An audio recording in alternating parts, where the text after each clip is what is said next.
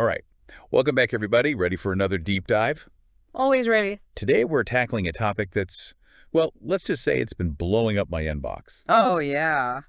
Sounds intense. It is. We're finally diving into the epic showdown everyone's been debating for years, Goku versus Saitama. Ah, the classic Dragon Ball versus One Punch Man dilemma. Exactly. Goku, the Saiyan, who pushes power levels to their absolute limit, going Super Saiyan and blasting Kamehamehas left and right. And Yeah. then there's Saitama, the hero, who can, well, end any fight with just one punch. Yeah, the internet is full of opinions on this one. Oh, absolutely.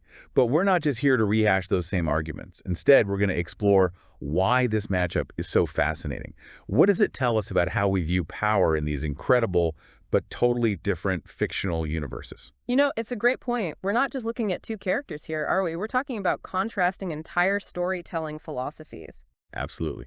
So before we get too deep, let's give everyone a quick recap. Goku, he's the Saiyan warrior from Dragon Ball Z, always pushing himself further, transforming into Super Saiyan, mastering those iconic moves like the Kamehameha. It's all about that constant drive to become stronger. Right, and that's like the core of Goku. His entire journey, his whole character arc, it's all about that endless pursuit of power. Finding those opponents, pushing himself against them, always seeking a bigger challenge. It's almost like, I don't know, like it's in his Saiyan DNA. He needs that challenge, that fight.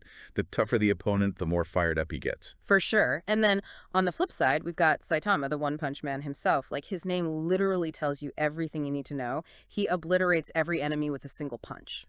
Unbelievably powerful, but what makes it work is his super laid-back personality. It's that contrast that makes him so funny. Oh, yeah, it's brilliant. So you've got Goku, all about the struggle, the grit, the dramatic power-ups to overcome obstacles. And then there's Saitama, like a total parody of that classic shonen power fantasy. Yeah, he kind of deconstructs the whole idea, right?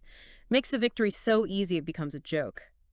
And, you know, that actually leads to some pretty interesting internal struggles for Saitama. Which brings us to, like, the biggest issue with this whole debate. How do you even begin to compare characters from two completely different worlds? Their universes have totally separate ways of measuring power. You've got Dragon Ball Z with these insane, ever-escalating power levels, and then One Punch Man is more about, well, comedic exaggeration. Exactly. Trying to compare their actual feats, it's like, I don't know, it's like trying to measure how fast a cheetah runs against, like how bright a star is. They're just on completely different scales. But where things get really interesting is when you start to look at their philosophies towards power, Yeah. how those ideas reflect the kind of worlds they're in. So let's start with Goku. He's all about that grind, the constant self-improvement through combat, always training, pushing past his limits, always wanting to reach that next level of strength. Every single challenge is just another step on his path to becoming the ultimate warrior, you know? And that really speaks to one of the big themes of Dragon Ball Z. It's about breaking through those limitations, achieving things that seem impossible. Think about when Goku first went Super Saiyan against Frieza. I mean, it looked like he was totally outmatched. But through willpower and like insane amounts of training, he unlocks a new level of power and turns the whole fight around. Oh man, what a classic moment, right? Total underdog story. It's what makes Goku such a compelling character. He never gives up. He'll find a way, even when the odds are stacked against him. And that's inspiring, even if it's all a bit, over the top at times. Exactly. You always know he's going to come through somehow. Okay, so then we have Saitama winning every fight with, well, one punch. I mean, it's hilarious.